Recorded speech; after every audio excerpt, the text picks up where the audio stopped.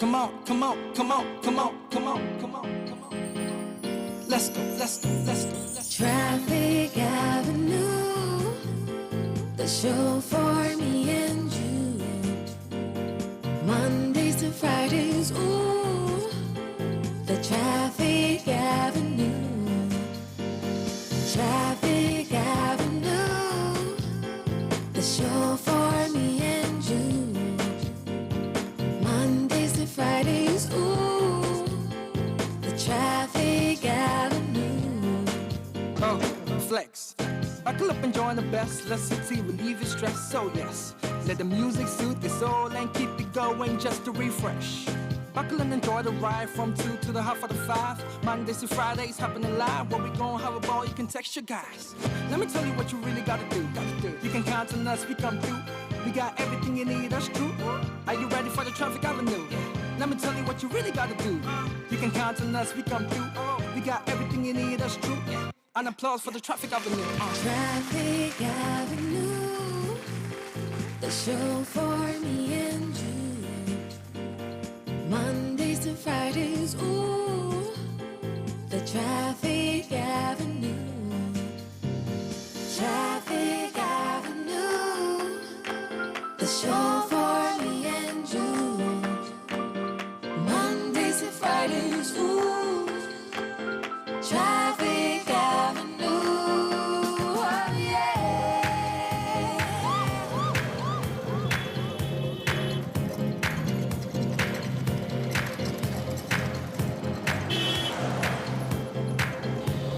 Buckle up and join the best. Let Citi relieve your stress. So yes, let the music soothe your soul and keep it going just to refresh. Buckle and enjoy the ride from 2 to the half of the 5. Mondays to Fridays happening live. Where we gon' have a ball, you can text your guys. Let me tell you what you really gotta do. You can count on us, we come through. We got everything you need, that's true. Are you ready for the Traffic Avenue? Let me tell you what you really gotta do. You can count on us, we come through. We got everything you need, that's true. An applause for the Traffic Avenue. Traffic Avenue, the show for me and you. Mondays to Fridays, ooh, the Traffic Avenue. Traffic Avenue, the show for me and you. Mondays to Fridays, ooh, Traffic Avenue. Detailed news, unparalleled coverage. City News on 97.3 FM. Eyewitness News. Be there as it happens. City News.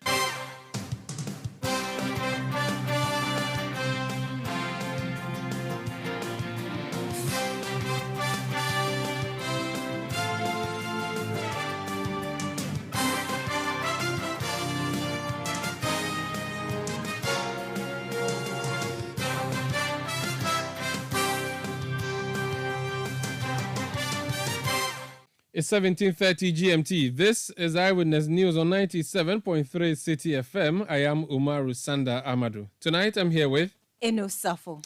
And coming up over the next 90 minutes. In what appears to be akin to closing the stables after the horses have bolted, local government officials in Ho have begun demolishing ex-buildings in waterways following the weekend's devastating floods. We'll be touching base with the efforts to rehabilitate people who have been displaced in that part of the country. Also, coming up, government-free Wi-Fi in senior high schools malfunctioning, well, largely. That's according to the Africa Education Watch. We'll be understanding what they gathered so far. And later on Eyewitness News, football administrators converging on the Ashanti regional capital, Kumasi, agreed to charge a 900% increase in filing fees for the upcoming Congress. We hear what else they've been deciding. Stay with 97.3 Citi FM for more of this and many other stories on Eyewitness News. And in business, Institute of Statistical, Social and Economic Research (ISE) calls for reclassification of Ghana's housing initiatives. That's in 15 minutes. Neil Latte from the business desk of Citi FM and Citi TV will be back with details of those stories. Eyewitness News live across Ghana on a number of affiliate stations, including in the Western region on Premier 100.5 FM and Sky Power 93.5 FM, both in Takrady, as well as Beach 105.5 FM, also in Takrady. We are in the Bono region on Greener 95.9 FM in Sunyani. Ahafo region, we are on Hammers Radio 106.5 in Goso. We are in the Ashanti region on Alpha Radio 104.9 in Kumasi. We are on Orange FM, on Orange FM 107.9 as well in Kumasi. In the Volta region, where we'll be going to shortly, we are on Global 105.1 FM in Ho. We are on Adanu 107.7 FM in Arakuluwaya. In the northern region, on Diamond 93.7 FM in Tamale. In Upper West, on Westlink 88.1 FM in Laura. On Source 100.1 FM in Boko in the Upper East region. And Upper West, we are on the Northeast, rather. We are on the Nakpanduri Escarpment via Scarp 101.3 FM. This is Eyewitness News on 97.3 Citi FM. We are coming to you from our studios in Adabraka in Accra. We are live on YouTube. We are live on Facebook. We are interactive. Do join us on WhatsApp 0549 986 996 0549 986 996 or send tweets using the hashtag Citi Newsroom. Let's settle for details of our stories now. And the first one is taking us to the Volta region. It is unusual to hear of flooding, not from the sea, but from the rains in that part of the country. But that's a situation. That's what happened over the weekend. Houses submerged, some businesses also submerged, vehicles were stuck, number of challenges arising. Students were driven out of their hostels, students of the whole technical university, among the host of other challenges. Dr. Archibald Lecha is a Volta regional minister. He's joined us on the line. Doc, you're welcome to Eyewitness News.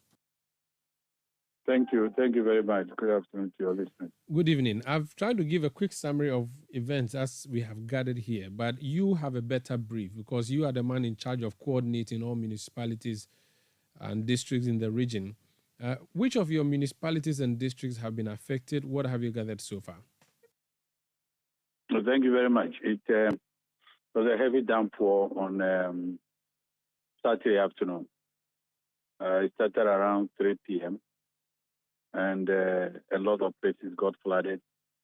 The gutters were choked. Many homes were flooded. Many businesses were affected. And it took, the rain lasted for about 2-3 hours.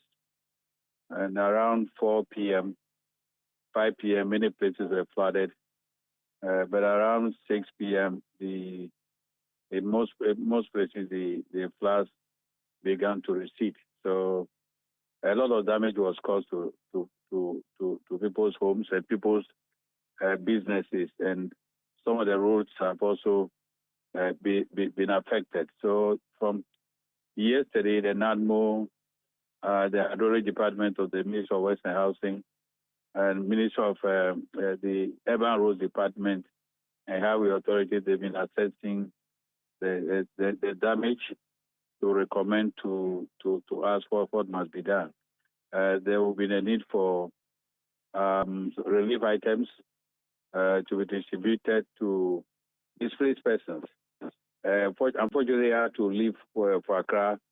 But the Municipal Chief Executive is on the ground with the NADMO directors and then the road engineers and the hydrology people are also on the ground assessing the situation. But it was a very, very heavy rain. Very, very, very heavy. Is this unusual in the Volta region, specifically in Ho? Yeah, it rains. But you know, a lot of things are changing. Global warming, climate change. But the Saturday's rain was extremely heavy. It was torrential. It was not. Within a few hours, almost every place got flooded. And I happened to be in a church at that time for a function. I knew it was raining, but I didn't know it was so serious. So we got out of the church and realized that most of the vehicles that had come to the church were floating in water. So, and it was very difficult. Some of the roads in Ho were not passable. The major street, then we call it the Apede Street, they were all flooded. So we had to go through Anagokoji to other places to find out what was going on. But fortunately, around 6 p.m., the situation was much better. But people's rooms, houses were flooded, walls were broken, and a lot of damage was caused. It was a very, very heavy rain. So it's not so much about the longevity of the rain, but rather the volumes that came down. The volume was serious, my brother Maru. The volume was serious. There was no wind; it was just pouring, and it took all of us by surprise. And I know many people were not prepared. There were many traders who were in their shops. There was a shop that was the walls were broken down, and a lot of damage has been caused. I'm sure your reporters might have given you the details. Indeed, we have pictures and videos that we've been sharing on Citi TV. But I do know that you have lots of road construction happening in the capital. Could it be that the drains that are still under construction may have caused the devastation we saw, so the water had no way to go than to enter people's homes and destroy their properties? No, thank you. The drains are available. The drains have been completed. The drains are available, but there's a capacity for every drain. If the volume of water is much more than the drain can accommodate, then there will be overflow. So I think that it's just the sheer volume of water that caused this havoc. But we just a lot of actions are being taken by the Assembly. We want to. There are obviously structures on the waterways that have to be cleared, and I believe that we have to do that before we have another heavy rain. So the Municipal Assembly, and NADMO, and other institutions are working hard to address the issue so that if we have another heavy rain, it will not cause so much havoc. Okay. I've heard that you are carrying out a demolition exercise of buildings on waterways. That would amount to closing the stables after the horses have bolted, wouldn't you agree? And that is an afterthought that should have been dealt with before the rains? You know that we are all aware that building permits are issued by municipal assemblies. And we have to find out why those people, unless they were building without permits, why those buildings were allowed along the waterways. But I've been told that the municipal assembly was embarking on a demolition exercise this morning. But as I told you earlier, I'm not in the region at the moment, but I'm receiving constant reports from what is going on around. I'll return tomorrow to assess what has been going on. Very well. Thank you so much for speaking to us, Doc.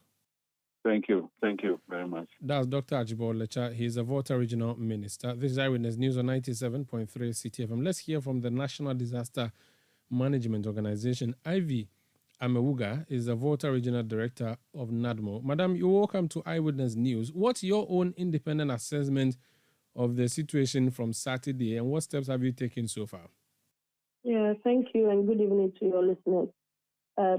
My own assessment on Sunday, that was yesterday, upon going around with the municipal chief executive and his team, and then my municipal NADMO directorate, and then the regional directorate with my team, we realized that there were lots of buildings on waterways.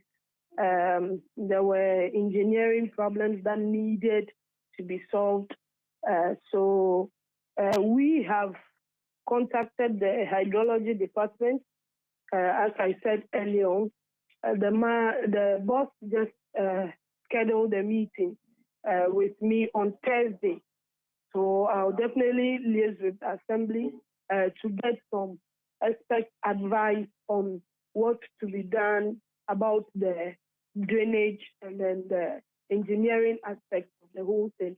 Assembly also assured us that this morning they will be embarking on a demolition exercise, of which I spotted my municipal director and then the assembly expects doing such exercise this afternoon when I was taking the regional urban road director engineer to one of the broken culverts.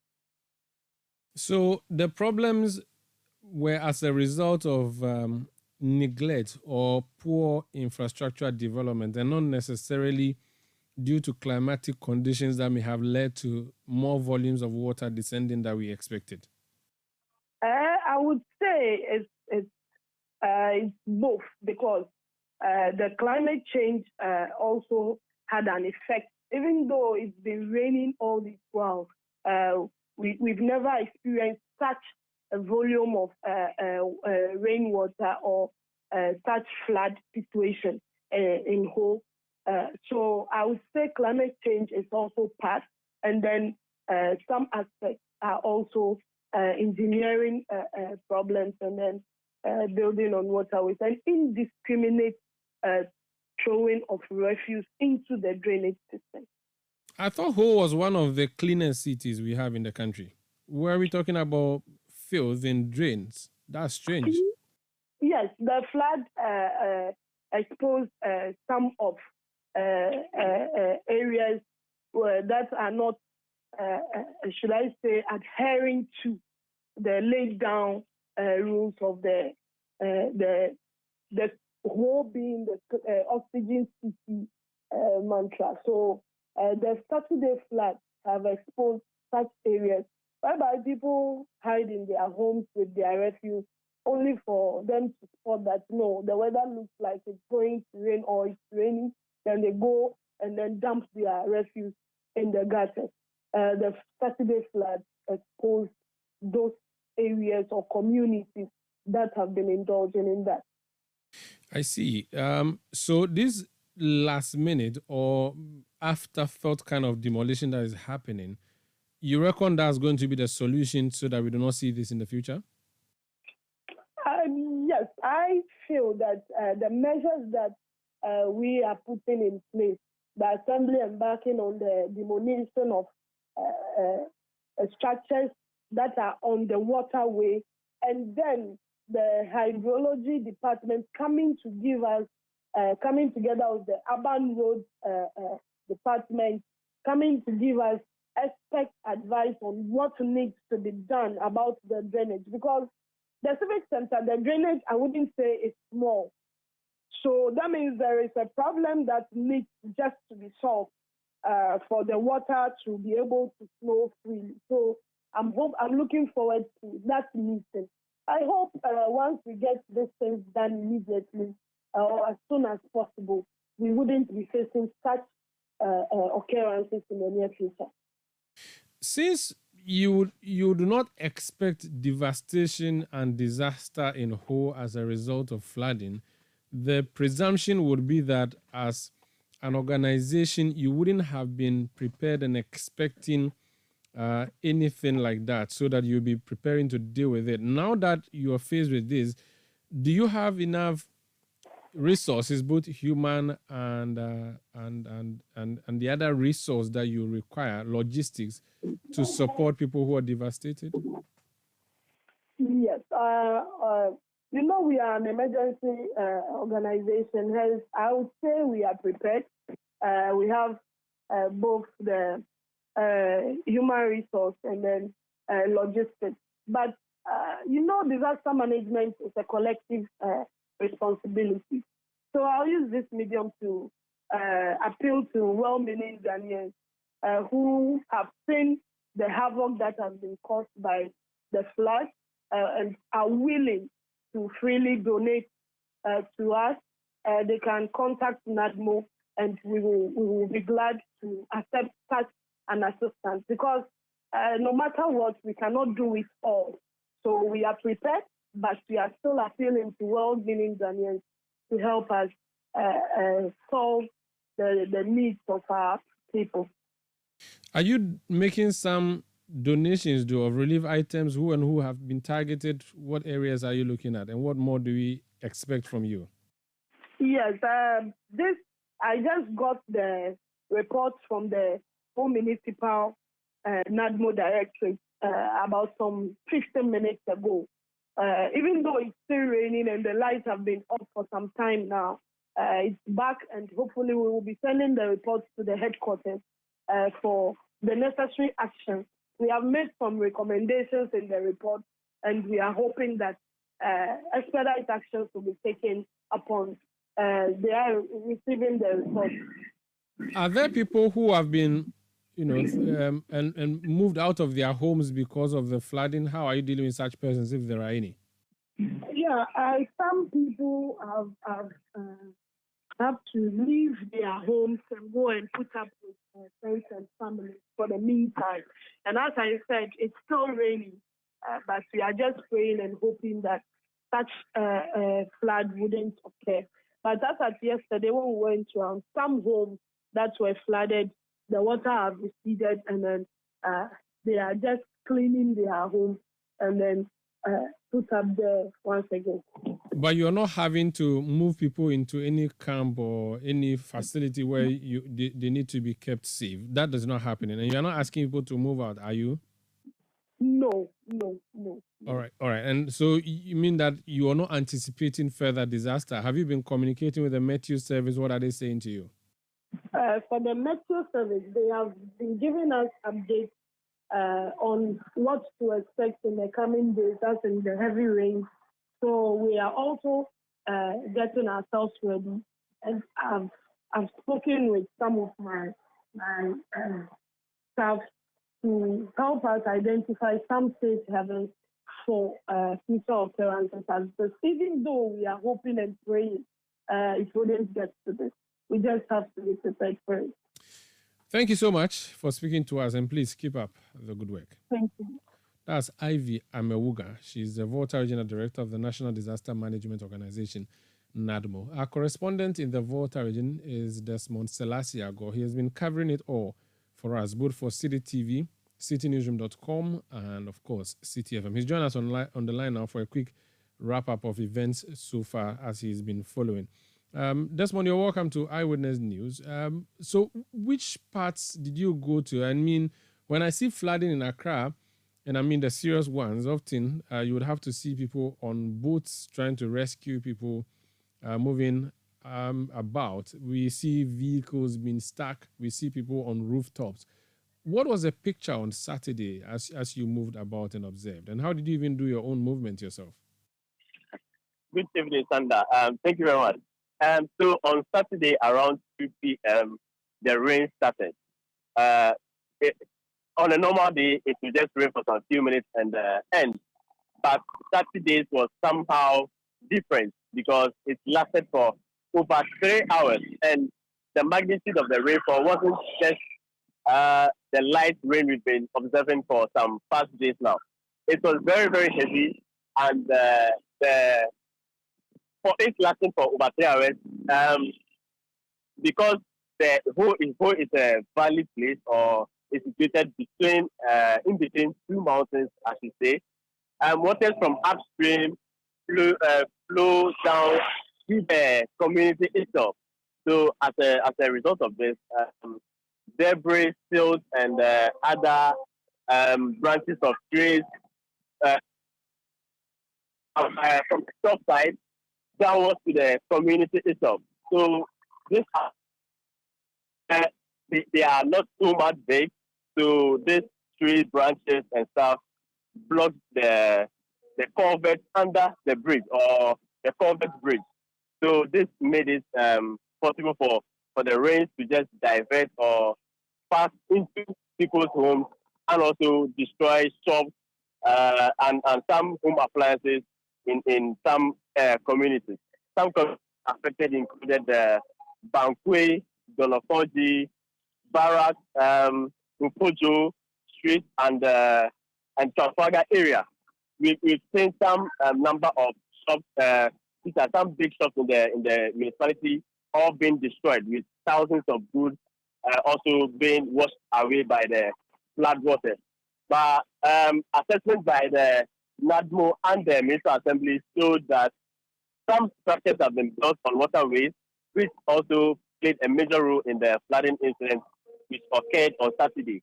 But some community members or residents who were affected also blamed the flooding incident on the poor drainage system we are having in the municipality, according to them, we've outlived, or the grain population is now much bigger than the drainage systems we are having, where people now dump refuse into the drains and clog their drains.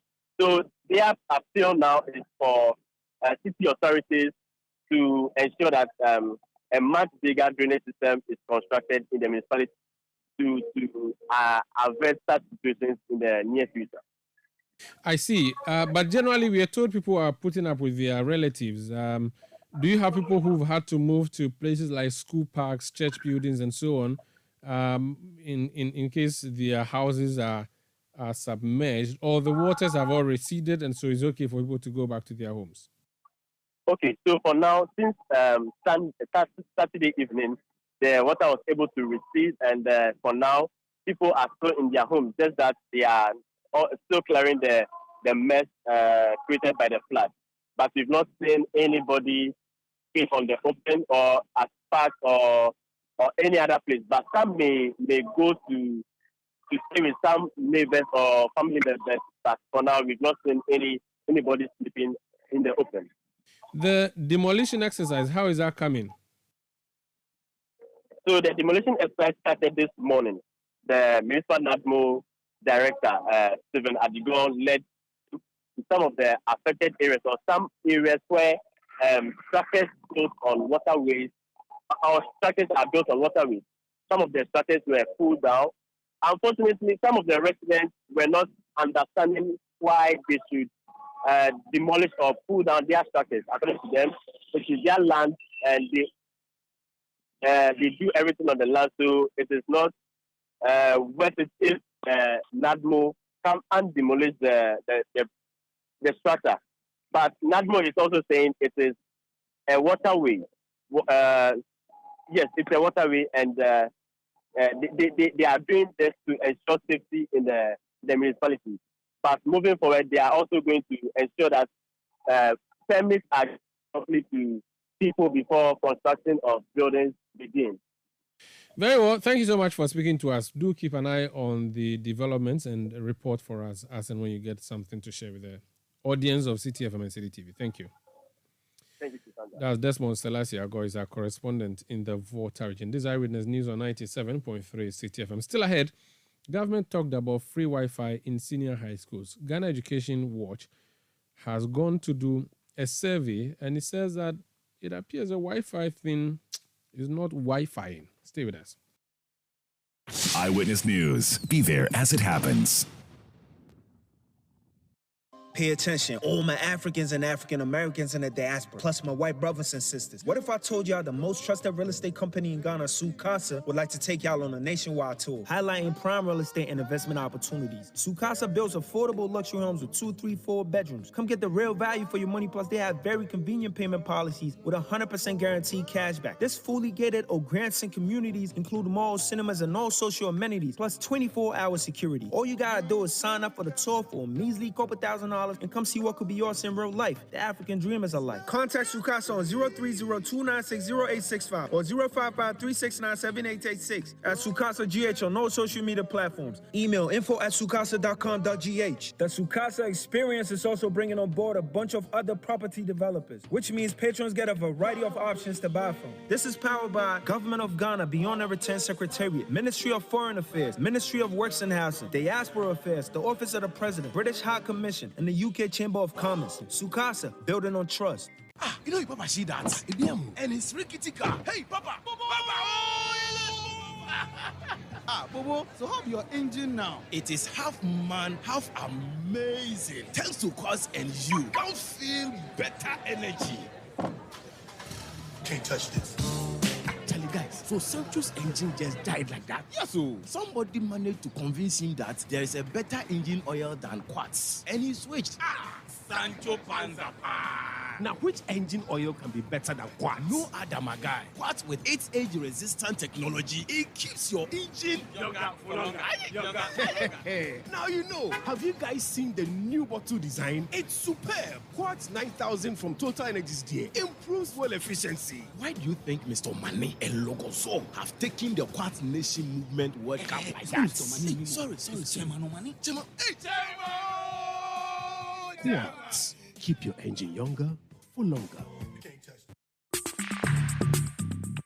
Let your voice be heard on Eyewitness News on Facebook at facebook.com/Citi97.3, Twitter at twitter.com/Citi973, and Instagram at instagram.com/Citi973 with the hashtag Eyewitness News. You're welcome back. Now, government's free Wi-Fi program has been found to be malfunctioning in about 75% of sampled senior high schools. This is according to education think tank Africa Education Watch, which has conducted a rapid efficiency analysis of the free Wi-Fi program, which began in 2019. Indeed, let's talk about that program and the research that was conducted. Kofi Asari is the Executive Director of Africa Education Watch. Mr. Asari, welcome to Eyewitness News. Thank you very much, Sandra. Good evening to your choice audience. Good evening to you too. What's the idea behind this research? Tell us about the schools, the sample size of the schools, and before then, remind us of what this government program was about. Well, in 2020, the Vice President launched a free Wi-Fi program for senior high schools, district education officers, and regional education officers. Initially, it included the colleges of education. The idea was that internet availability in our schools, was critical to improving teaching and learning, and we agree with that. So we applauded the whole idea and intervention. So Busy Internet was engaged as the internet service provider on a single source procurement, approach. It wasn't competitive. We raised an issue during the procurement stage in 2019, but as usual, it wasn't heeded. So we have a situation where the internet is now supplying internet service after installing internet in all this 717 senior high schools, and then there's 216 or so district education officers and regional education officers. Now, our job was simply to ascertain efficiency. Africa Education Watch believes that one of the challenges in our education sector in Africa is spending efficiency, where we spend more but on low efficiency. And every year we select 2 projects where we run a spending efficiency analysis to see whether how much we are spending is worth the amount we invested. So we sampled 150 senior high schools. Out of how many? Out of the 717 senior high schools that are supposed to benefit from the Wi-Fi program. So these are basic, not basic, these are day schools and boarding schools at all? Boarding schools, yeah, day schools and boarding schools, senior high schools. Sampled them to ascertain the extent to which the Wi-Fi facility was working, and beyond that, ascertain how they were using it to improve their distance learning experience, etc. And we found that in close to 78% of the schools sampled, the Wi-Fi facility was not working. And not only was the Wi-Fi not working in some of these schools, but we realized that in schools like Prestex, St. Augustine, it has been down for months. And in some schools, it has been down for up to 1.5 years. So the long downtime, triggered adequate concern. Why did it trigger the concern? It triggered the concern because in the contract that the Ministry of Education has signed with Busy Internet, the Ministry of Education is supposed to pay Busy Internet 6.3 million every month for internet service. Repeat that figure, please. I'm saying that in the contract signed between the Ministry of Education and Busy Internet, the ministry is supposed to pay 6.3 million Ghana cedis every month as the recurrent cost of supplying internet to the educational institutions. And do we know if that money is being paid or will be paid or has been paid? Well, once the internet service is being supplied to some of the schools, I don't have the reason to believe that the money is not being paid, because in about 25% of the schools, internet service was running. It was being supplied, which means that the contract is still in force. And the contract is for a 5-year period. So starting 2019 December for the next 5 years. What we are also aware of is that there are schools that have been off the internet for about 1.5 years, some off for 1 year, and then some of them off for up to 6 months. 36% were yet to receive Wi-Fi internet in 6 months. That's the whole of this year, 36%, and 55% in 18 months. And some of the schools around us that you can mention, I just mentioned percent, that's the nearest you can see. So it's obvious that for majority of the schools that we sampled, there was no Wi-Fi internet being enjoyed. And so we, in our report, recommended to the ministry that there's a section in the contract that allows for verification of output. At that session, there's supposed to be a 5-man committee comprising reps from NACA, Ministry of Education, etc. And then I think NCA. We recommended that it is important for that particular committee's mandate to be extended beyond the initial installation of Wi-Fi facilities in the schools to the monthly recurrent, provision of Wi-Fi service. Because the initial installation is different. That's 84 million, different from the 6.3 million every month. And if we want to achieve value for money, it's incumbent on the Ministry of Education to ensure that before government pays the internet every month for provision of Wi-Fi services, we must have a mechanism to ascertain whether all the institutions under the contract are receiving internet. 2, whether the internet being served to the institutions is of the right certifications as contracted. It is on this basis that the Ministry of Education would or should proceed to pay with internet. But where you have about 77% or so of the institutions of senior high schools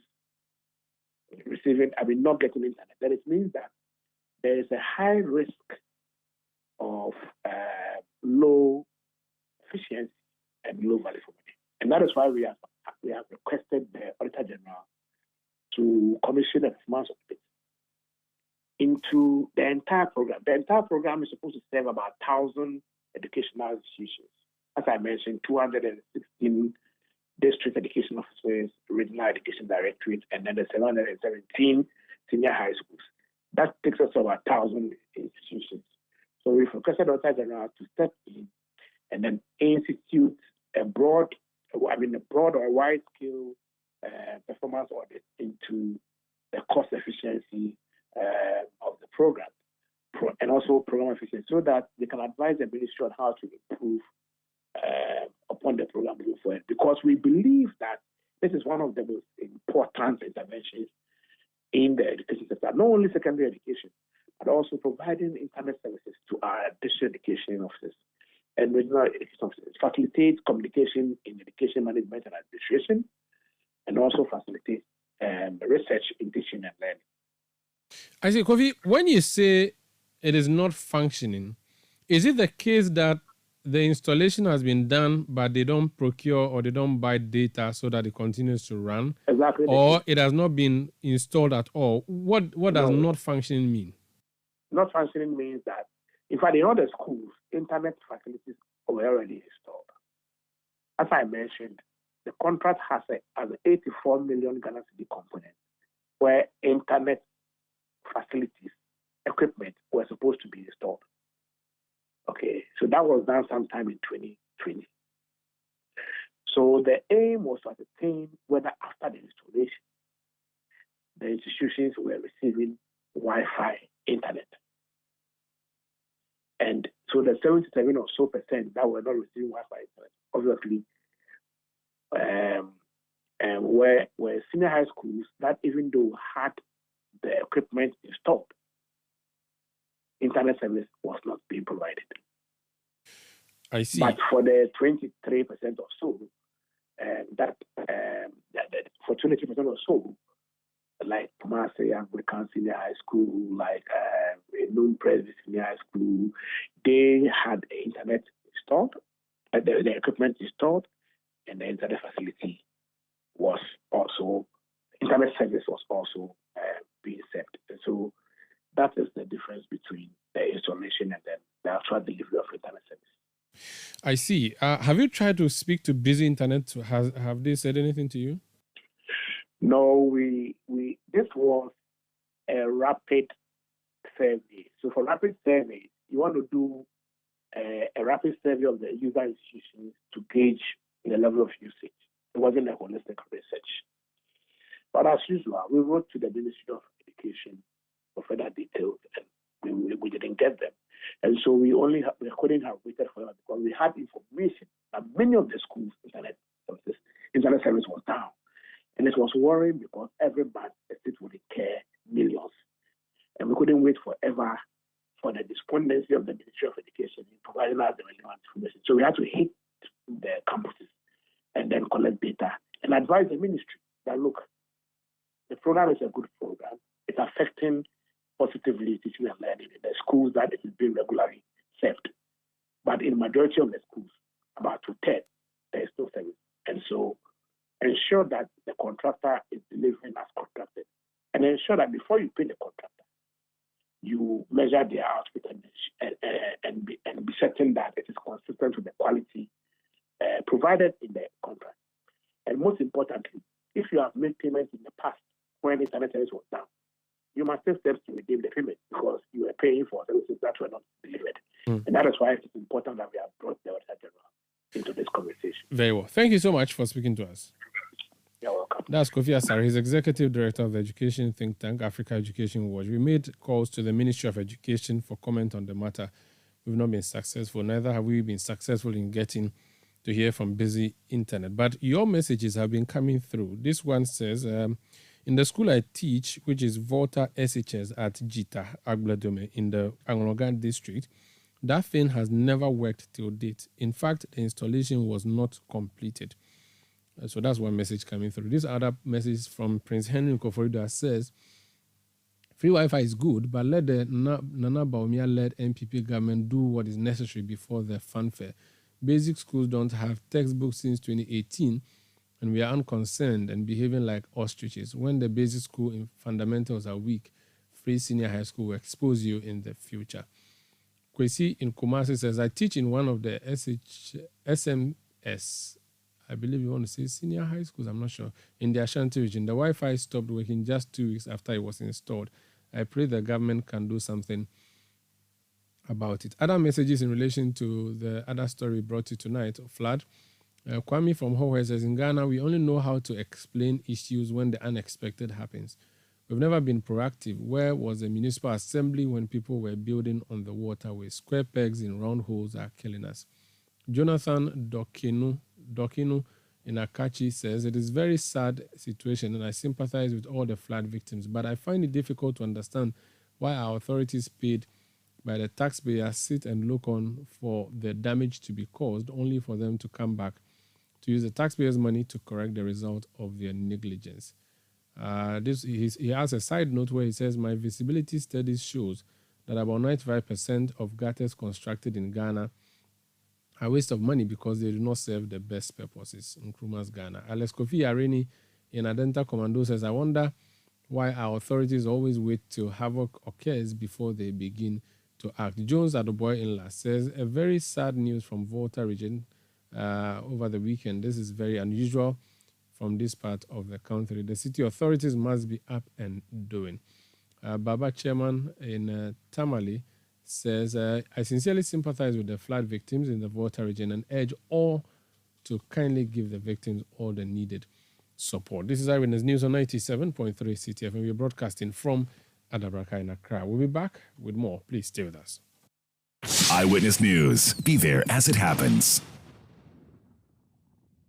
This is a bank, First Atlantic Bank, a shining purple star to brighten up my day. First Atlantic Bank, refreshingly different services all day long. First Atlantic Bank.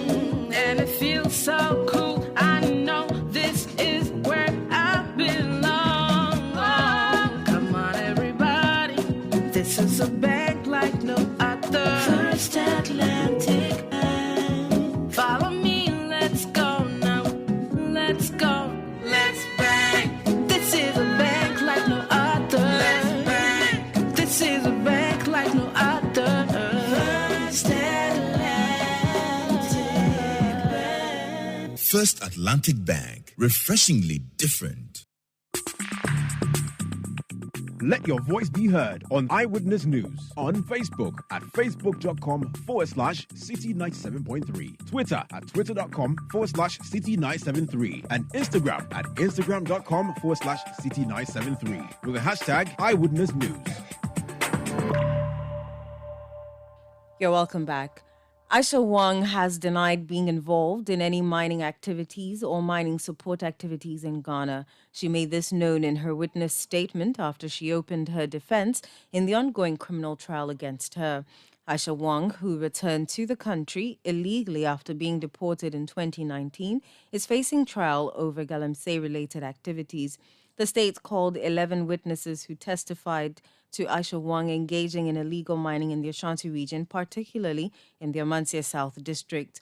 But in her witness statement, Aisha Wang said her firm has never been involved in any mining activities as she holds no license for mining. According to her, all evidence brought forward by the prosecution is untrue.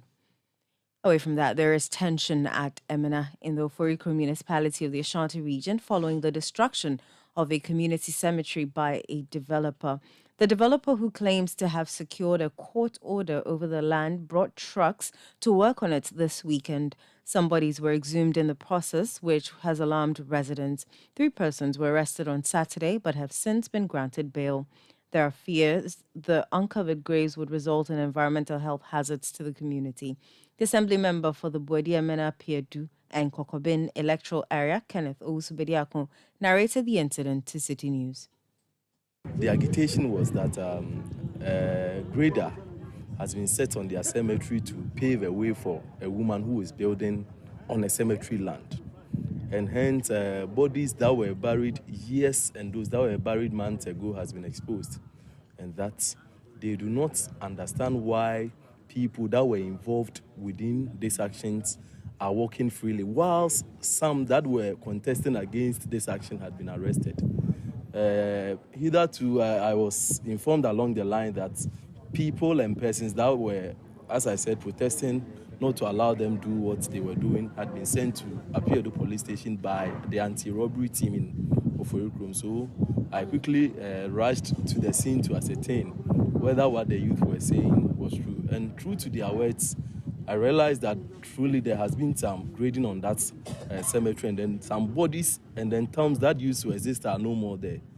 After having the first-hand information, I moved towards the police station to ask why those guys had been arrested, and I was informed that those who came to make the complaint said they had threatened that they were going to kill or either beat them or whatever, and that they fear for their lives, so they had to report them to the police. So because they were at the police station, the tension was mounting. Together with the MP, Honorable Dr. Emmanuel Kwabnamaf, we had to be in touch with the police to take their statements, then release them so that at least it will bring down the tension for the issue to be settled amicably. It was so done, so those that were arrested were released. And then yesterday, the community had a press conference to voice out things that grading and other things that were going on within the community for the whole world to know what was transpiring in Emina. And then it came to our knowledge that one woman who works at KNUST had put on a building within the cemetery land, and that she wanted an access route to her house. That is why they graded that place. Kenneth Owusu-Bediako is the Assembly member for the Buadi electoral area in the Ashanti region. The municipal chief executive for Oforikrom, Abraham Kwame Entry, however, tells Citi News a team of environmental health officers is working to carry out fumigation of the area and also cover the opened graves. What we have done this morning is that I got the team of professionals, including environmental health people, disease control people, fiscal planning people, works department people. We have been there to look at the situation. And The recommendation from all these professionals is to the effect that the open graves there poses some serious threat to human life. And if we don't quickly deal with them, fumigate and cover the place, we could easily have issues with health. Well, we have asked the Ebusiapenyi and the traditional people to quickly liaise with Menchia and make sure they do the necessary traditional obligations, i.e. pouring of libation and other things, to pave way for us to also go and cover the graves and do our fumigation and other things. What would you say is the security of the place, and what are you doing to curtail the any uprising? This morning, when we got there, the place was tensed. In fact, 2 guys who were alleged perpetrators of the construction work were at the police station, and the community, a lot of the community youth was there demanding the police to release those boys so they could deal with them in their own way. I calmed them down that that's not the way to cure the mischief. When there is a mischief, you have to go through the rights. I spoke with the tech commander, who then sent the patrol team to come and take the 2 people from that police station, Apiedu police station specifically. So as I speak to you, they've taken them away from that place. They've sent them to that police station. So the noise which were emanating from the youth currently is down. And then we've assured them that on our part, we will make sure the right things are done. So Abraham Kwame Entry is the Municipal Chief Executive for Oforikrom in the Ashanti region. Away from that, members of Parliament and Municipal Chief Executives from Gumwa and Afutu in the Central region are set to constitute a bipartisan probe into matters of land disputes involving the 2 communities. The Gumwasin Traditional Council recently expressed dissatisfaction with the alleged encroachment activities of residents of Afutu on their lands. The council said the trend, if not dealt with, could lead to a confrontation between the 2 traditional authorities. Speaking to journalists in Parliament, the political leaders called for calm among the traditional authorities as they take proactive steps in dealing with the long-standing land disputes. The Member of Parliament for Afutu, Alexander Penyomarkin, spoke on behalf of the group. And to urgently alleviate rising tensions and promote a peaceful environment, we acknowledge the importance of engaging with paramount chiefs, along with relevant government bodies such as the Ministry of Lands and Natural Resources, Ministry of Local Government, and Ministry of Interior. By involving these stakeholders, we aim to comprehensively address administrative and traditional boundary issues, fostering a coordinated effort towards lasting solution. We will actively engage with other relevant stakeholders, including the Lands Commission, potential estate developers, and leaders of businesses within the affected areas. Our objective is to emphasize the need for caution and adherence to legal and regulatory frameworks, protecting the interests of all parties involved. This issue transcends partisan affiliations, requiring a united approach from all political leaders. With this in mind, we intend to establish a bipartisan committee dedicated to thoroughly investigating the underlying concerns, ensuring an impartial and comprehensive approach to resolving the disputes. As political leaders, we hold the responsibility of preserving the cultural heritage and security of our communities. We assure the chiefs within our respective areas that we will utilize our influence and authority to protect the ancestral lands from any unjust encroachment. Alexander Fenyomarkin is Member of Parliament for Afutu in the Central region.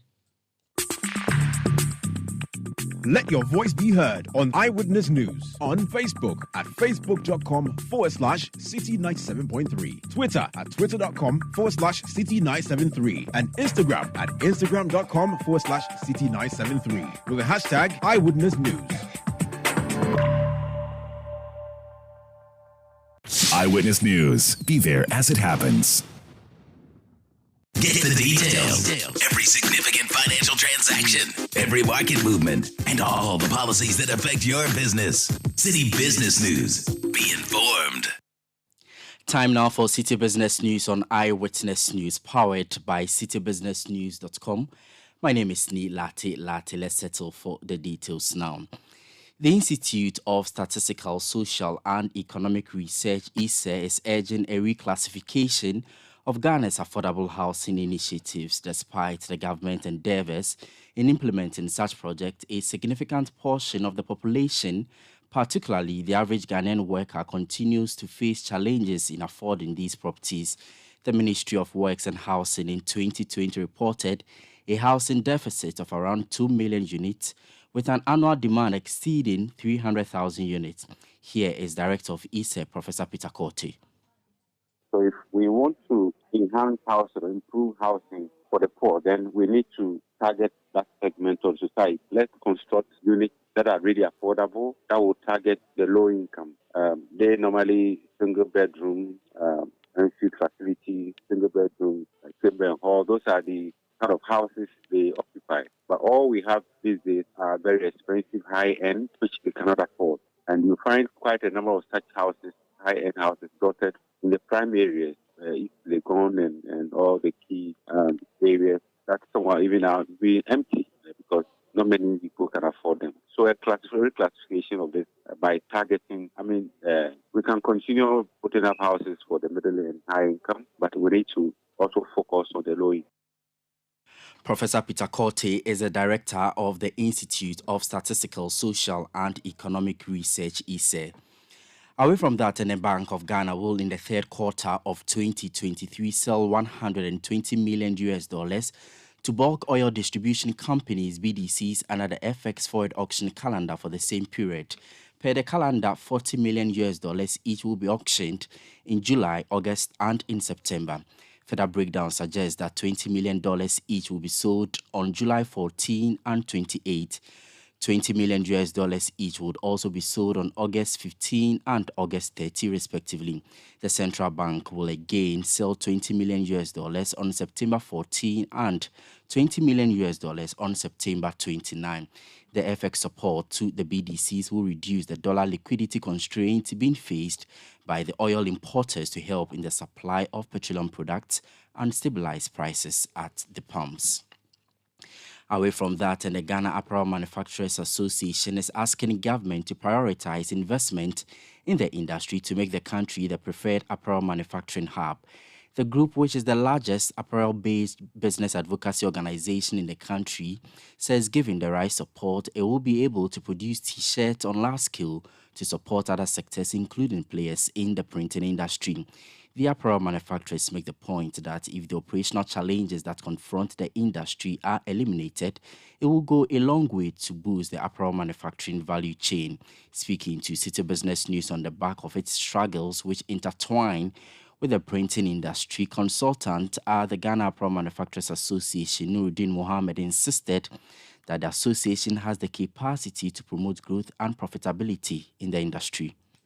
These are shares that on a regular basis are actually exported to the U.S. market. They are actually exported to the U.S. market. So quality is obviously at par or better than what you get from us. So our cost was far cheaper than even getting it from China. Extremely cheaper. Because what happens is that the manufacturing of the fabric, which constitutes almost close to 50% of the cost of the T-shirt, is actually mostly controlled by the local. Like, you would go and work with your fabric designers and tell your fabric designers that I want to be able to produce a shirt that I can sell for $1. Then the fabric designer will work on the fabric and come to you and say that I can get you this at this cost, because the fabric usually constitutes 50% of the cost of the T-shirt. So when you get that locked and you bring it here, the cost of labor in Ghana is far cheaper compared to China, because one person's wage in China can pay more than 4 or 5 people. So with the right investment in equipment, you get Ghanaians to produce it. Your cost ultimately is far cheaper if you're going to sell it locally. Nuruddin Mohammed is consultant at the Ghana Apparel Manufacturers Association. Now, the Ghana National Gas Limited says issues that warranted an unplanned reduction in natural gas supply to the power generation companies have been resolved. There was a widespread power outage in several parts of the country on Friday. Gridco blamed the outage on a shortage of gas supply from the Atuabo gas processing plant and the West African gas pipeline, resulting in a supply gap of 650 megawatts at peak time in the country. In response, WAPCO debunked claims that it was facing technical challenges which resulted in the power outage in parts of the country. But the Ghana National Gas Limited, in a statement today, explained that the situation was caused by an upset of its on-site power generation system, causing a temporary shutdown of the Atuabo gas processing plant last Friday. Now, some players in the banking industry are recommending that the Bank of Ghana issues a financial sector stability fund bond as a measure of addressing the solvency challenges faced by institutions in the financial sector. Banking consultant Dr. Richmond Etuahin says this will help reduce the fiscal burden while facilitating the restructuring and recapitalization of local banks after the shocks of the domestic debt exchange program. He's been speaking to Citi Business News. If you look at the losses that we have made for the DDP, even not talking about the cocoa bills, the bonds itself created a loss of 37.7 billion. This DDP or this treasury bill bond, the bond that you lost, it is not the shareholder who allowed them to buy it. It is the management and the board who bought it.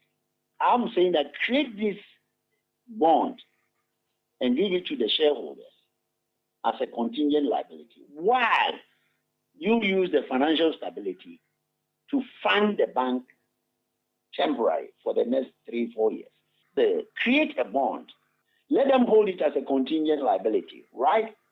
But you're holding them because you want them to be held responsible that in case you are not able to pay, at the end of the 4 years, we will call on you to come and pay. So now the banks would have to work hard for the next 4 years to be able to liquidate the bonds that is being issued to their shareholders. And that is the smoothest way we can go in this moment in time. Dr. Richmond Etuahin is a banking consultant. Away from that, and government through the Ministry of Food and Agriculture has indicated that the soon to be activated phase 2 of the Planting for Food and Jobs initiative will prioritize the production of more grains and cereals. This, according to government, will help scale up food production in the country as part of moves to address the food security needs of the country. Here is a Deputy Minister of Food and Agriculture in charge of crops, Frimpong Ado, highlighting the phase 2 of the project. Project that we are launching, there is a component in the new PFJ, Planting for Food and Jobs, we call it Chapter 2, that is coming to be launched shortly. And this component is about the vulnerable. The subsistence level of farming will not give us the food security that we need. It is all about commercial agriculture, moving from input subsidy, input credits. And this one, as the slogan, when it is launched, go, I'm just giving out just a little bit of it, because all you need is your land. And it's a 5 years program. And we are starting this minor season in the southern belt, the middle to southern belt, and the northern belt, their major season, we are starting. And therefore, the emphasis is more on the cereals, so the maize, the sorghum, the millet, the rice, those kind of things that we want to have food security in this country. When we have them, we can store them. That was a Deputy Minister of Food and Agriculture in charge of crops, Frimpong Ado. Meanwhile, the Poultry Farmers Association of Ghana is pressing on government through this initiative reduce the instances of cereal importation by its members to feed their birds. Kwame Intibnodu is the immediate past president of the Greater Accra Poultry Farmers Association. We have always depended on both the locally produced maize and then the imported one. And if you come to the soybean meal, 90% is always imported. When we have the land here that can do this, we have producers here that can produce it. But because of cost of production or maybe, I don't know, for some reasons, we have had to rely 90% of this need on the imported soybean meal. So we have problems that policies must try to address, not these quasi markets we are hearing. So I think as a nation, we must be serious. Nigeria is about several times more populous than Ghana in terms of human population. Nigeria is self-sufficient in terms of poultry production. They don't import poultry things. Cote d'Ivoire is doing same. Sometimes our members have to go to Cote d'Ivoire to get some drugs and vaccines for the poultry industry because the cost there of these products are cheap. So what is happening? How is it that Ghana alone, our agri input costs are so high? Kwame Intim Dodu is the immediate past president of the Greater Accra Poultry Farmers Association. And finally, as government prepares to present the mid-year budget later this month, the Ghana Union of Traders Association, GUTA, is demanding that government stays away from the introduction of new taxes, but rather ensure efficiency in the collection of the already overburdening taxes. The association maintains that the state can rake in enough revenue if the leakages in the current tax regime system are fixed. GUTA says in the face of the significant economic challenges bedeviling the country, businesses must be cushioned to navigate through these difficulties. President of GUTA, Dr. Joseph Obeng, in an interview with Citi Business News, said the trading community expects the government to bring in measures that will ensure sustainability of the private sector. Efficient way of tax collection has been the bane, and that if we're able to do that, if the VAT that we are paying, just about 10% of Ghanaians are collecting their VAT receipts, and just about 20% of Ghanaians are charging the VAT. That alone, if we're able to structure it well, make it uniform and universal for everybody, government can have a lot of money from there. And the leakages in the system, the abuses, the tax exemption policy should be removed, and then we give a window of opportunity for application for those that are needed. If you do that, we are saving about 2 billion. That we should be able to correct those abuses and reverse the trend to our favor, and then we'll get so much on the table. Then we are also saying that we should also manage our expenditure. If we're able to prune down on the expenditure, that alone can enhance on our revenue. That's what we need as a nation more than anything else if we have to make businesses survive. The private sector is the engine of growth of every economy in the world. So why do we have to kill the private sector? So we have to do everything to make sure that the private sector thrives, and then it will catapult the growth of the nation. You heard President of the Ghana Union of Traders Association, GUTA, Dr. Joseph Obeng.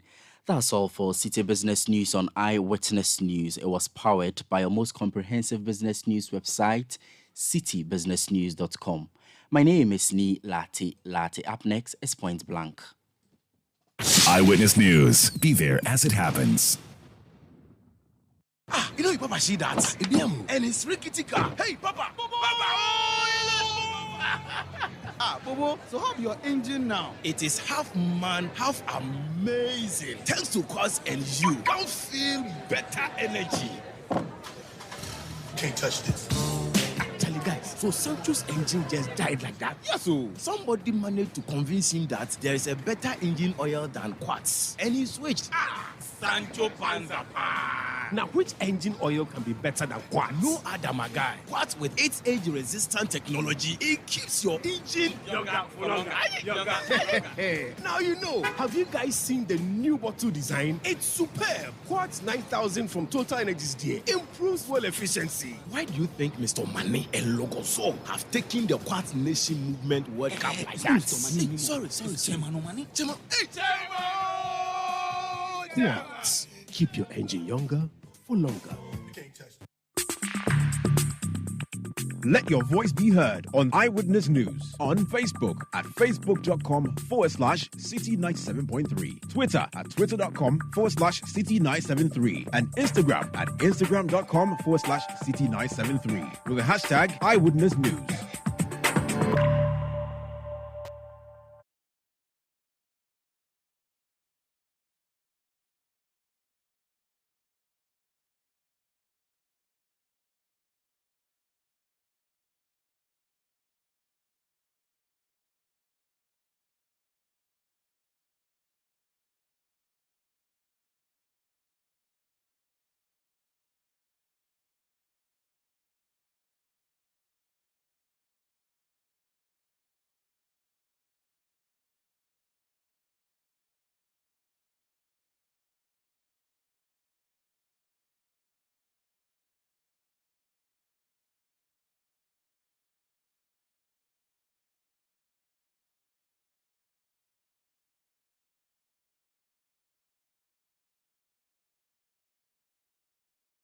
Amadou, we're grateful that you stayed with us.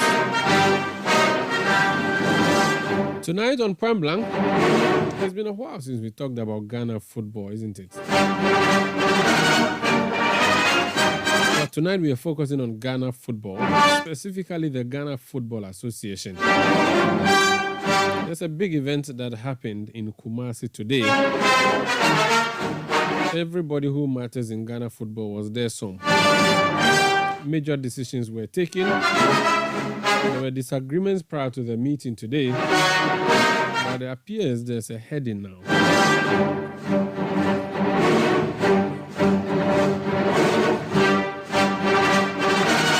So we've dragged into the studio for Point Blank Gabi Ofe, who is with the Citi Sports team on Citi TV and Citi FM, to help us understand what's happening. Why the furore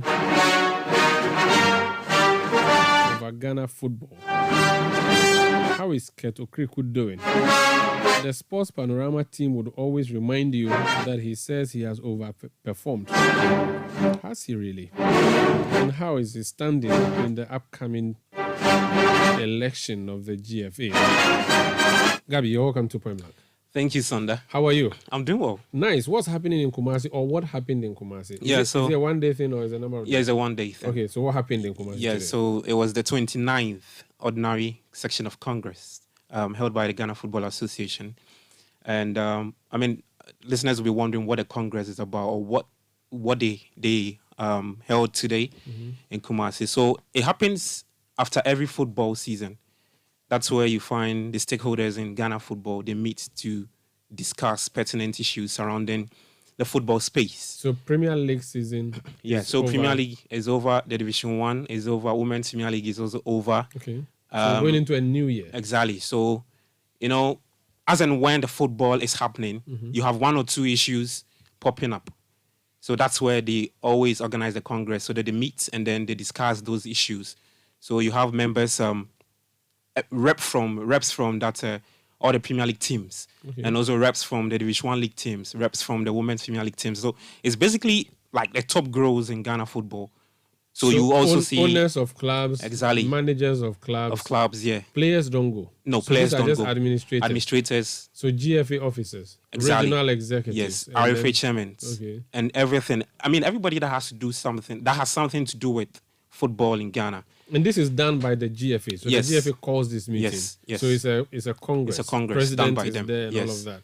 The General Secretary, Prosperi Senado. Okay. And they do this annually. Exactly. Was Kwesi Nyantakyi there? Just out of curiosity. I mean, I know that there was a time they said you shouldn't get close to football. So he wasn't there. Oh. He wasn't close to that. He has a club, right? Or he had a club? Yeah, so he had a club. That was Wild Stars. They won the Premier League 2016.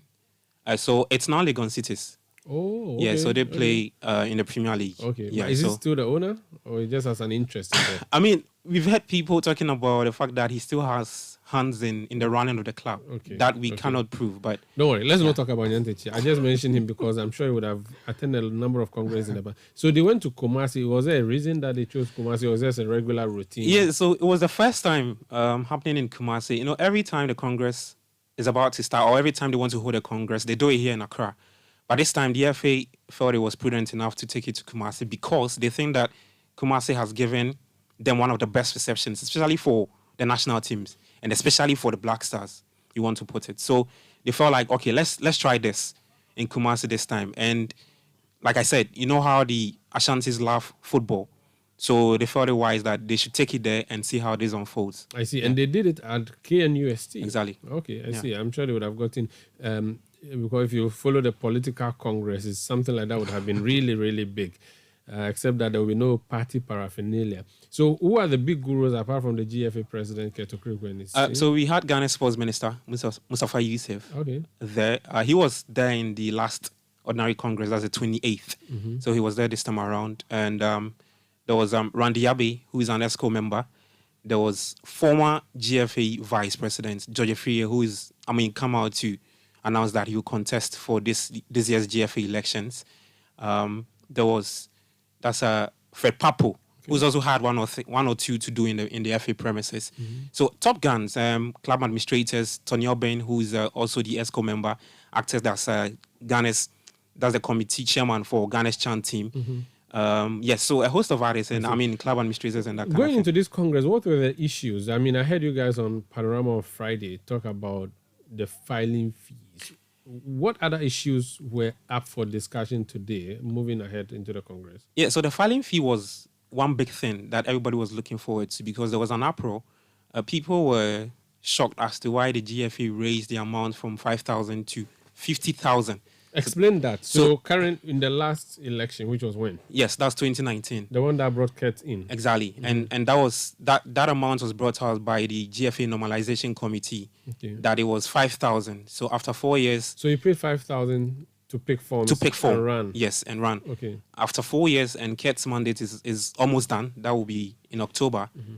They felt that they would increase it because they say that because of the cost to run the elections or to host the elections and the logistics that has to be taken care of and that kind of thing. So they feel like, yeah, that 900% increment is wise to go about it. So they moved from 5,000 to 50,000. To 50,000. That's how much you pay. Yes. To pick up forms. Yes. And the biggest shock was that prior to the Congress, the general consensus was that it was exorbitant. So they were looking, maybe you have football people not agreeing to that. But funny enough, when we're monitoring from our space, nobody actually contested. So it meant that everybody agreed to that payment. So nobody contested at the place? Yes. So unanimously, it was they had to just prior to let the it go. Congress, were there people who were kicking against it? Publicly? Publicly, yes, because I picked up the sense from the Ghanaian football space that they said it was too high, and that maybe you could have started from somewhere. So maybe like a 15,000 or a 20. So it should be a gradual process. Yes, a gradual process, but huge, not too high in that regard. But when they went and they said as many as are in favor, everybody said aye. Yeah, so Prosper Harris-Nado, he's the general secretary. He actually announced that, and it was just quick. So I think we'll have to take a listen to that. All right. Again, the convocation has been sent to all members of Congress. The GFA did not receive any counter proposals from the membership of Congress. Therefore, the proposed nomination fees have been carried. So that's Prosper Harris-Nado, General Secretary, Yep. Ghana Yep. Football Yep. Association. Yep. It means that as many as are in favor, the move is on. So now, if you want to run for president in the GFA, you have to pay 50,000 Ghana cedis to pay. And then I think it keeps going down all the way. Yeah, to so the RFA chairman, they have the amount to pay. That's around 15,000 in that order. Yeah. I see. Okay, so this was no contest. Nobody. There was no contest. Yes. Yes. All right. What else was discussed? So the another thing that was discussed was the ban of Ashanti Gold, and that is where we had the famous Alhaji Guza to stand up and say he wasn't in agreement of that. Explain. Give us a backstory. So the backstory is that that's 2020-21 season. That's the season where Heart of Oak won the Premier League under Samuel Boedu. So Interlies and Ash Gold were involved in some alleged match fixing. So it was after the season they had to go through. They had to do a proper scan, a thorough investigation, and when they had all their evidence, they banned the two clubs for the match fixing allegations. You get it? So for Ashanti Gold, the reason why this was officially done was that they say that they still had the club officials had their way to do, or they were still working with the club. That's President Dr. Kuku Frimpong and his son Emmanuel Frimpong. So it means that they had to ban them because they still had their running in the club, and that's not in the GFA's running. So they had to take that. I mean, we all knew that Ashanti Gold for some time now have not played in the Ghana Premier League. From after that, that's the 2020. So they played in the next season. Then following season, they did not play because the investigation had to take some time. You get it? Yeah. So after they fell foul, or they had a lot of faults in those two teams. For Interlies, they have been quiet for some time now. But Ash Gold and the GFA have headed to the courts on several occasions. We had Ash Gold's lawyer and Edward Crapsam talking about the fact that they were still going to take this on, and they were still going. They wanted Ash Gold reinstated in the league, but the GFA also felt that they had concrete evidence to stand on whatever they wanted to do with Ash Gold. So today was that day that that official confirmation had to come from the GFA. Whether they are in or out. Yes, whether they are in or out. And then Alhaji Guza felt like, because Ashgold is... So FA decided today that the ban continues? Yes, so they actually voted. Okay. And they had 67% of the members all in agreement of the FA's decision to ban Ashanti Gold. Okay. And they had 17 not agreeing. So Gruza was part of... But Gruza is King Faisal. Yes, Gruza was part of the people who actually did not agree. And also... He did not agree that the club should be banned. Yes. What's his interest? His interest is that he thinks that Ashgold is one of the traditional clubs in the Ghana football space. And Ashgold has contributed to Ghana football extensively. Not just the football, but he feels they are one of the traditional clubs that the way they've been handled by the GFA is unfair. Okay. Yeah, so that is his stance, and that is why he thinks so that... he protested there today? Yes, so I think his call is that we can ban the players and let Ashgold still compete. So it won't be the players who are involved in whatever. So maybe the managers, the players, but not the club. Exactly. So that was Gruza's case. And also, we had Abdul Salam Yakubu, who is the new Edibiase president. Remember that prior to the start of this... So let us talk about Neo Edibiase. Yeah. I wanted us to just finish with this one. Keto Kreku spoke. Exactly, he spoke. So what did he touch on? Yeah. Did he touch on Neo Edibiase or he touched on the Ashgold issue? Well, he touched on a different issue. The issue just came over the weekend. It was one... Okay, so it's none of them. Then if that's the case, then let's talk about Neo Edibiase. Yeah. That letter that they wrote. Yes. To GFA. Exactly. They wanted the roadmap for the elections. And they said that it was taking so much time for the GFA to release the roadmap. So that was their argument. Roadmap to what? Elections? To the elections. That would be held in October. Okay. Yeah, so as part of the Congress or whatever they discussed there, they said that their election committee would bring out the roadmap and then the public will get to know about it. But Abdul Salam Yakubu felt Keto Kreku's speech during the Congress was he was using the platform more to campaign. And so he wasn't particularly happy with some of the words he spewed out. So I think that we would have to listen to Keto Kreku. Okay. Some of the bad moments also include a continuous canker that currently exists within our football ecosystem. And I'll speak to this. Honorable Minister, when we took office, we established one canker. That is, attempts by people within the football ecosystem to always nicodemously go into the administrative part of our game, fish out documents, and push these documents into the public space to malign people and to damage the image of our sport. This cankers is still within football. The last few months, we've still had these cankers coming back to football, where people within and without find themselves picking up memos, doctoring documents, and using same to malign and to damage individuals in our sport. Honorable Minister, what we fail to recognize is that such bad habits may be damaging to the leader of the FA, but it is more damaging to the football brand that we have. In recent times, people have used phones to take photographs of documents within the FA, and same have been reported to the security agencies, and soon people will be brought to justice. The GFA president is not happy with the canker, including what you guys have been doing. You've been leaking or picking leaked documents and...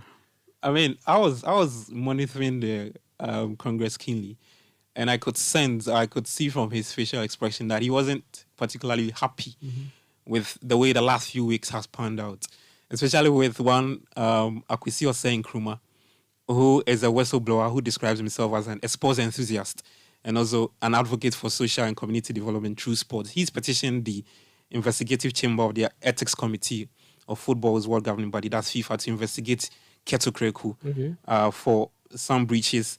He fought, so it was on 4 grounds, and those are fraudulent falsification, conflict of interest, abuse of position, duty of loyalty, and manipulation of football matches or competitions. Now, we don't have much evidence to this, but some of them for a perfect example for the forgery and falsification, he stated that Kurt has registered his name in two different names. So there's Kurt Edwin Samuel Okreku and there's Edwin Samuel Okreku, and he's used that to register different organizations. You get it? So these are some of the things that sparked, or you could sense that anger behind his voice. On top of it, too, is the way people have, particularly, are not happy with the way the national teams have performed. The alleged player influence, selection, and that kind of thing. A section of players belong to a particular firm. Influences who gets called up in exactly. the So all of that. yes, that's how Kurt has actually gone with his way of replying to people who criticize him. I see. When he gets his way, he also replies. So what else did he talk about apart from this frustration that he expressed? Yeah, so he spoke about refereeing. Okay. And Sandra, I think on one of your shows you spoke to Alex Cote for a referee who was somehow beaten and that kind of thing. But Alex Cote. Cote. Okay. Yeah, so there's an Alex Cote, former from the Anastin, but it's Alex Cote. Yeah, so refereeing in our football space hasn't been the best thing. You know, I watch a lot of Ghana Premier League matches, and every season in, season out, you always have referees dominating headlines instead of the match itself dominating headlines. So he was talking about the fact that there are still measures in place. That's, they have this catch them young refereeing policy. Okay. And after the Anax expose, the plan is that they would nurture young talent, groom them better, and then they become world stars in red. So let's take a listen to Kate on that. When I said that we identified two big problematic areas in football, I spoke about refereeing and I spoke about coaching. I've already made my position clear on coaching. We have big problems in coaching in Ghana. Refereeing, we have challenges. I have spoken about the solution to our coaching problems. The solution to our refereeing problems is already in motion. We introduced what has become so famous, not only in Ghana, not only in West Africa, but in world football. We introduced the Catch Them Young refereeing policy, where kids from the ages of 12 to 18 who show the right levels of passion are recruited and offered training to be match officials at the tender age of 14. That's Keto Greco, GFA president. Now, he's coming up for an election, isn't he? His first term ends. Yeah, he is. Can he run again? Is he constitutionally allowed to contest and run again? He is. Okay. Yeah, and who are gunning for him? So there's George Afriyie. He contested him last time and had to bow out because he realized the numbers were not going in his favor. This time around, he's come out again confidently and thinks that he can give Kurt a run for his money. So George Afriyie, he was vice president under Nyantichi's era and well known in the football space. He's acted in a number of roles in the national teams. He knows the Ghana football space very well. I'm not too sure of what energy or what competition he'll give Kurt. Okay. Because you look at from from where I sit and the sense I pick up, Kurt seems very confident that he will win again and continue with what he wants to do and thinks that is right for Ghana football. Another one too is Kojo Yanka. He was a former Western Regional Football chairman under that's Kwesi Nyanthechi. So these are like old guns trying to pop up their heads again and try and see if they can give Kurt a run for his money. So far, these two, that's what we have. Were they in Kumasi too today? I saw George Afriyie, but I didn't see Kojo Yanka. I see. Yeah. So that election is coming up in October. The date is not yet. The actual date is not yet out. Right. Yes. So they'll be settling on that. They'll be settling on that in the coming few weeks. I think that will be out. But is Ghana football looking better from this Congress you reckon, or no? It's the same thing that has been repeated and no big deal? Would you say to this Congress has put Ghana football in a better position than it was before today? The Congress will always be the Congress, but I think that the football itself hasn't been the best. If you want to judge it with how our national teams are fared in major competitions, especially from the last 2 years, we've got kicked out at major tournaments. It's either a group stage or a round of 16, or we don't qualify at all. And a perfect example is the Satellite. The Black Maidens also got banned 2 years. they are missing out on the World Cup. So let's say from the top. So Ghana Black Stars, what's the situation? So the Black Stars 2019 after the. No, I mean currently, what's the status? The status is that we are actually playing. We have a Central African Republic to play. Then we qualify for the AFCON next year. Okay. But the past how AFCON, does it look like? It's that game is in Kumasi under Chris Hughton, and I think that if you look at the way the AFCON games have played out, we've won all our home games. And Kumasi, like I said in my earlier intro, has given the Black Stars one of the good receptions. So I think that Chris Hughton is in pole position to qualify. It looks positive for AFCON. We would qualify, but it's about making what we'll do there when we go. Exactly how to get to the final and win it. That's the problem. The Meteors? The Meteors just got kicked out at the group stage of the U23 AFCON. Morocco won it eventually. So it's not been good. And the Satellites? The Satellites are actually playing the Wafu Zone B. Currently, they are losing to Burkina Faso. Right? Burkina Faso, with yes. all the terrorists. And Burkina have always been a thorn in our flesh. In every time we meet them in the Wafu Zone B. I see. And the Queens? The Queens are actually today. So today they had their training session. They are preparing for a test against Guinea. That's the 2024 Olympic qualifiers. And they have a new coach in Nora Hopto. Yes, a Swiss. She's doing well so far. She's not lost a game. Which one have I left out? Which national team? The Starlets. The Starlets. Yes, that's the U17. Under 17. Yes, so they also have a new coach in Karim Zito. Karim Zito, who won the U20 World Cup, is trying to also revive them. So, yeah. We pray for the best. Thank you for joining us. Thank you, Gabriel from the Citi Sports Desk. And that would be it for Eyewitness News tonight. My name is Umaru Sanda. I'm at the production by Kobna Wilson, Bevelyn London, and Sami Wiafi. Technical support from Daniel Squashi. New media support from Edwin Kwakofi. We return tomorrow at 17:30 GMT. Thank you for listening. Have a good night.